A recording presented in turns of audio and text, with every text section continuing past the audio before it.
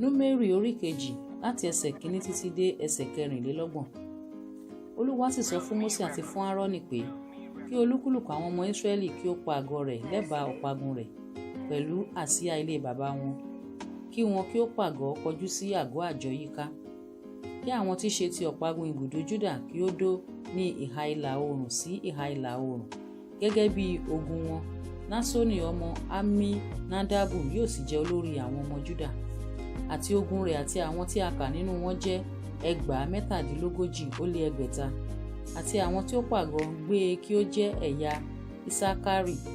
Netaneli ọmọ Suari yóò sì jẹ́ olórí àwọn ọmọ Isakari.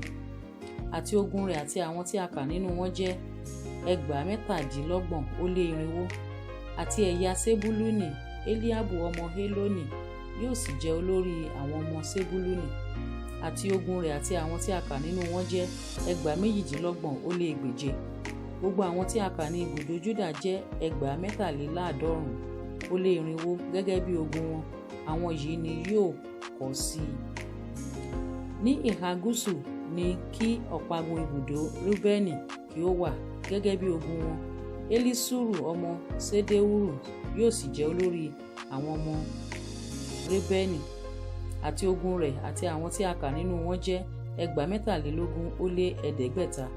Àti àwọn tí ó pàgọ́ kí ó jẹ́ ẹ̀yà Simeoni, Selumieli ọmọ Surisadai ni yóò sì jẹ́ olórí àwọn ọmọ Simeoni. Àti ogun rẹ̀ àti àwọn tí a kà nínú wọn jẹ́ 29,700.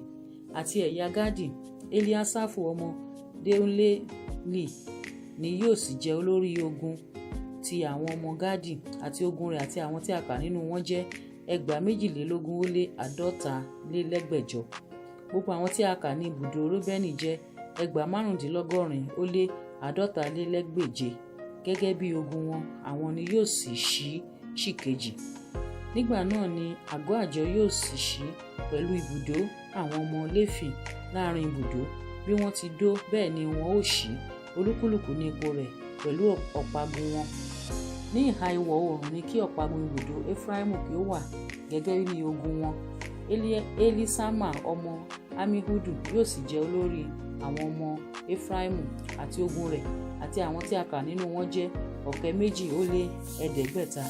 Àti lẹ́bàá rẹ̀ ni kí ẹ̀yà Manase kí ó wà. Gamalieli ọmọ Pedasuru yóò sì jẹ́ olórí àwọn ọmọ Menase.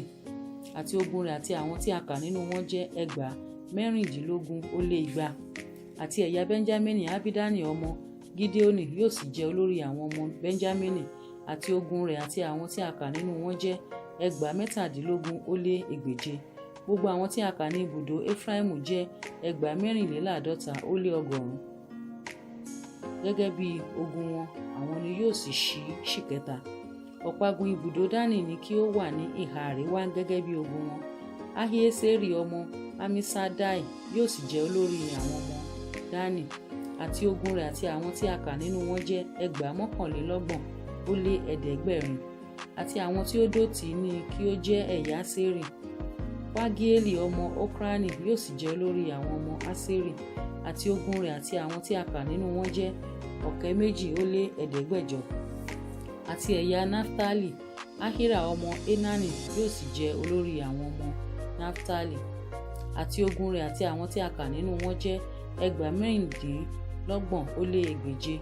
Gbogbo àwọn tí a kà ní ibùdó Dani jẹ́ 18,600. Àwọn ni yóò ṣí kẹrin pẹ̀lú ọ̀págun wọn. Èyí lé àwọn tí a kà nínú àwọn ọmọ Ísírẹ́lì gẹ́gẹ́ bí ilé baba wọn. Gbogbo àwọn tí a kà ní ibùdó gẹ́gẹ́ bí ogun wọn jẹ́ 30,850. Ṣùgbọ́n àwọn ọmọ Léfì lé a kò kà mọ́ àwọn ọmọ Ísírẹ́lì bí Olúwa ti pàṣẹ fún Mósè. Àwọn ọmọ Ísírẹ́lì sì ṣe gẹ́gẹ́ bí gbogbo èyí tí Olúwa pàṣẹ fún Mósè. Bẹ́ẹ̀ ni wọ́n sì dó pẹ̀lú ọ̀págun wọn. Bẹ́ẹ̀ ni wọ́n sì ń ṣí olúkúlùkù nípa ìdílé wọn gẹ́gẹ́ bí ilé baba wọn.